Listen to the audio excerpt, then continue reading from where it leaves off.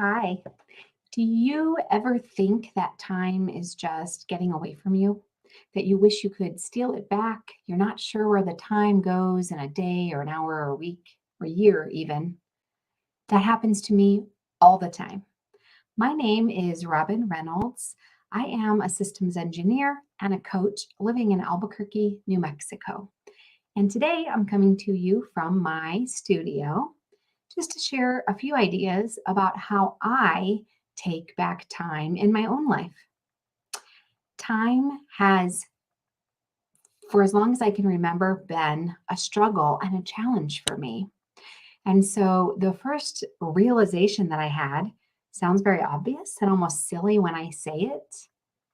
But one of the solutions, my friend, is to do less, to stop filling your calendar into every single tiny slot, to stop double booking and cramming things and overlapping things. Easier said than done, I know, especially during the workday and for our professional lives. Sometimes those things are thrust upon us.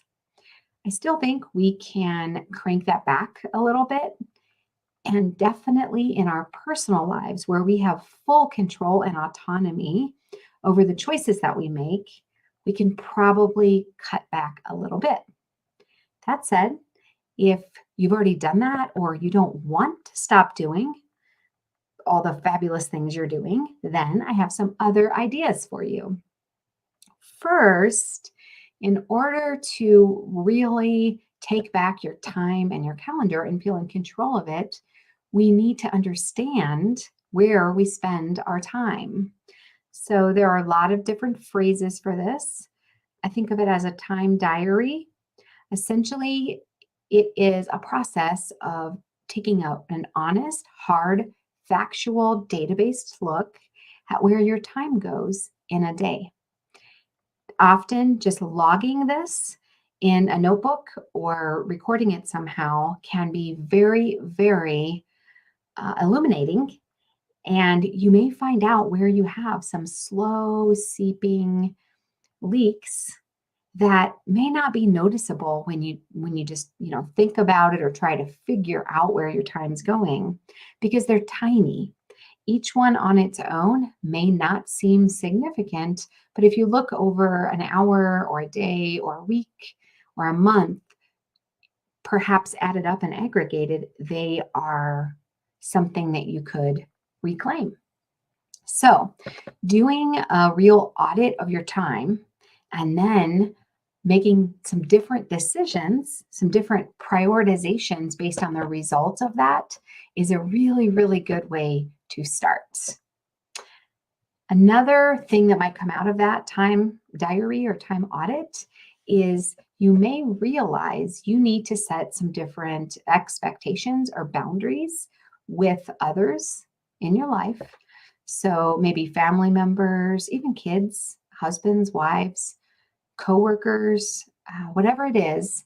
If you find that there are certain things in your life that are taking your time in a way that does not seem appropriate or aligned with your principles and priorities, then it's time to really reevaluate those things.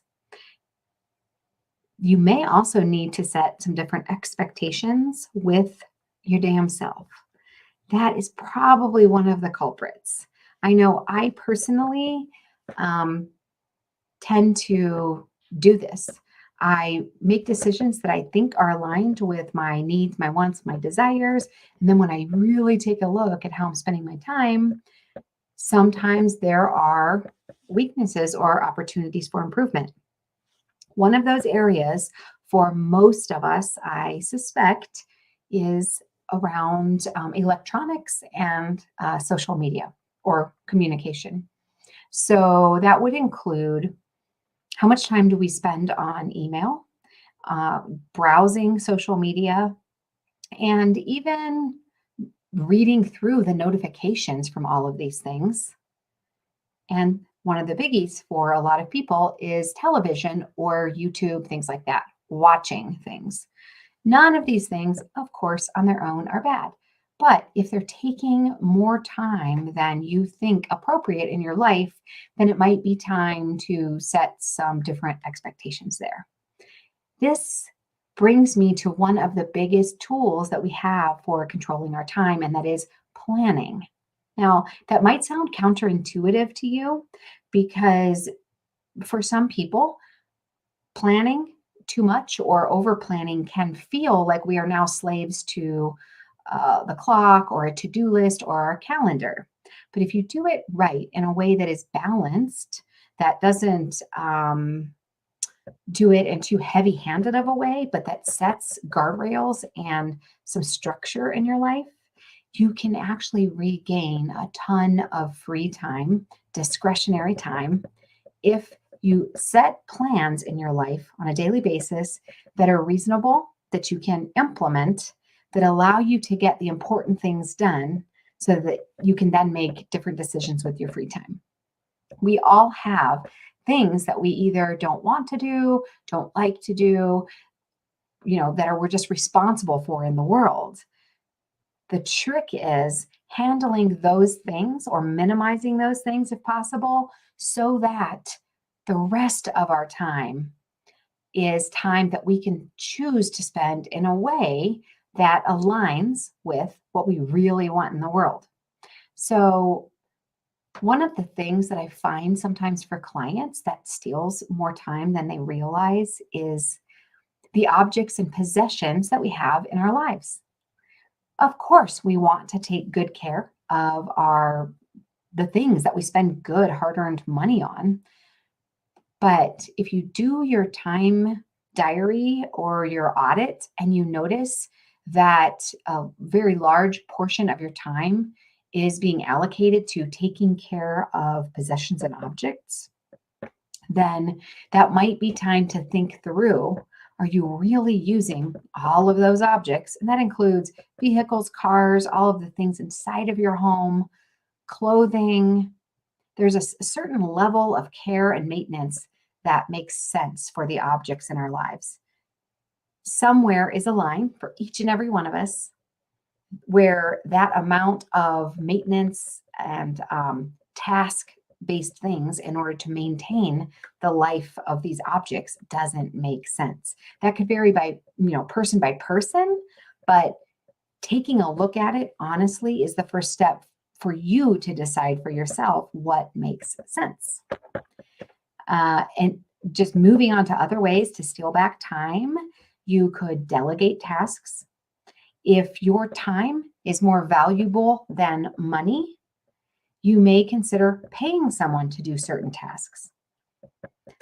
You could also change your mind. This is a really good reminder that I actually have on a Post-it note in my office, and I remind myself of this very often.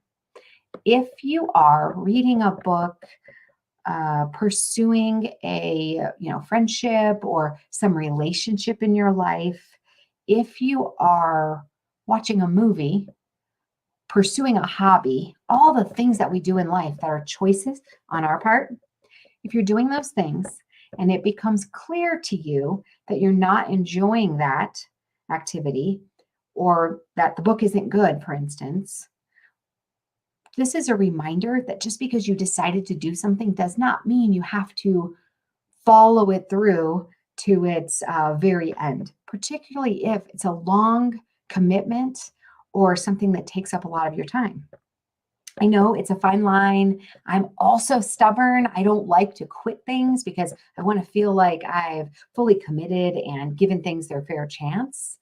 But if you get used to noticing and acknowledging when something is no longer serving you or not resonating with you, and you make the choice to turn away from that thing or put that thing down, you are serving yourself and you're doing yourself a favor because you're giving yourself back the time, the mental energy, whatever resources it's taking to pursue that thing, large or small, you can get those back.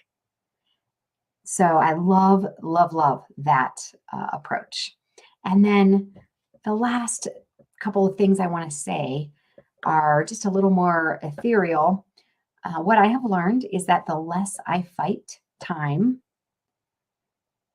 the more I feel I have. I can tell you that for most of my adult life, I felt like I was racing the clock constantly, on a very, discrete level, on a minute by minute basis. I felt like I was always running late, trying to cram too many things into a day. And also on a larger level, I felt like the days and the years were just passing in a way that I couldn't keep up with.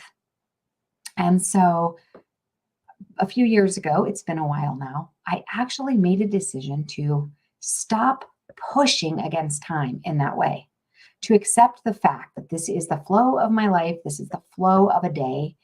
And instead of thinking and putting so much energy and attention on beating time somehow, I began to focus and even meditate on accepting that flow with my life. Optimizing, of course, as I go along, like I've mentioned throughout this whole little chat, but not pushing and fighting and striving against it.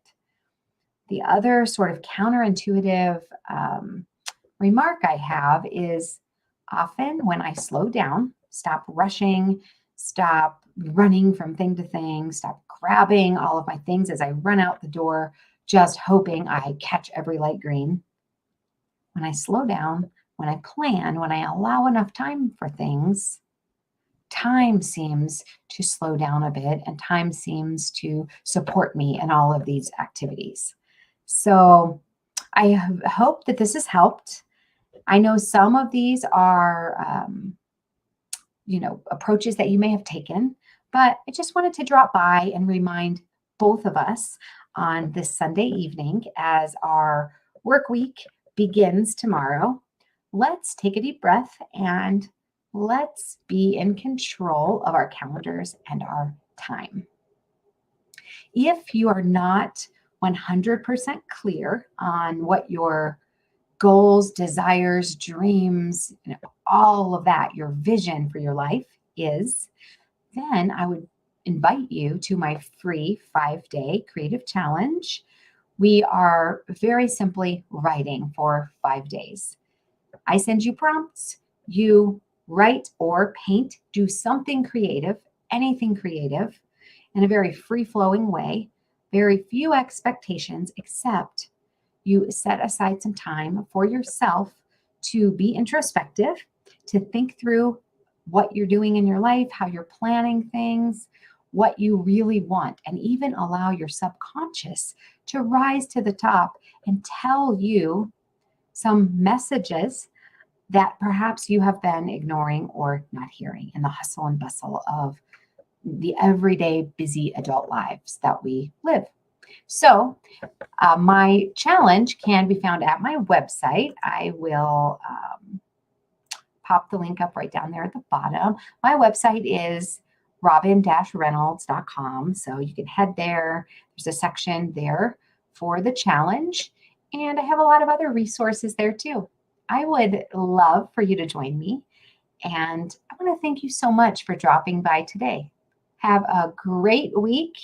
And I hope you steal back some of the time that might be seeping through the cracks. And I hope that you are in complete control of your calendar and your time this week.